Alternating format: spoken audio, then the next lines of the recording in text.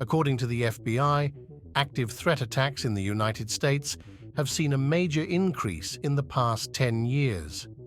This fact greatly impacts our everyday lives and the way we perceive safety. Media coverage of these events has increased. Many locations that were once considered safe, such as schools, movie theaters, concerts, and places of business, are now viewed as soft targets. Naturally, this is a disturbing reality for most. The thought of random violence has the power to change everything.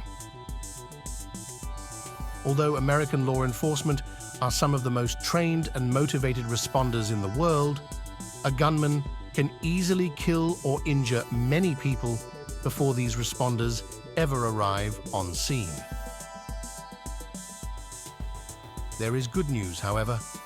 If we focus on shifting our security posture from soft targets to hard targets, perhaps we can deter or deny an attack from occurring and survive the duration of the attack until law enforcement arrives.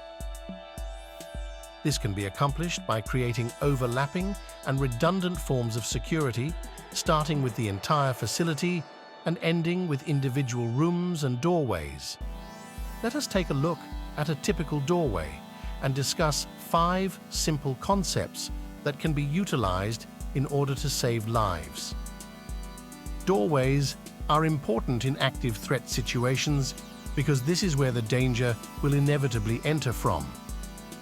Outward swinging doors are unique because heavy items cannot prevent the door from opening, but if occupants of a room act in an efficient and timely manner, it is possible to deter or even deny entry from an intruder by simply utilizing common items found inside most schools or office buildings.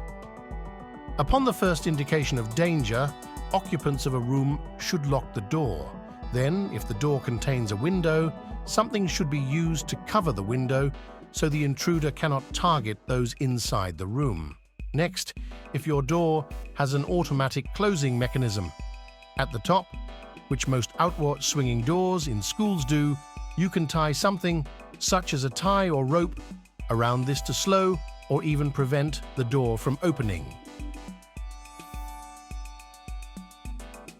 Additionally, if you take a rope and tie a trucker's hitch knot in it by making a loop and then wrapping the rope around itself once and then twice, then place the end of the rope through the loop and back through itself, this creates a knot that can tighten by simply sliding the knot up the rope. Place this knot over the door handle, tighten it, then let the rope hang to the floor. Find a table within the room and place it long ways across the door frame and over top of the rope. Take the other end of the rope and measure it to the height of the door handle. Tie a knot in that end, much like you would in a shoestring, then slide that knot over the door handle as well. This will create a stoppage on the door from being pulled open. One final redundant form of security that can be applied is by taking a belt or extension cord and sliding it over the door handle.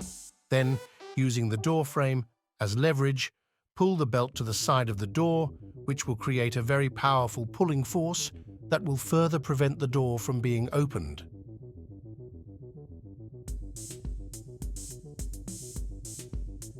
All of these redundant forms of security working in unison with each other will significantly increase the difficulty to which an intruder from the other side of the door to be able to open the door and gain access to those inside.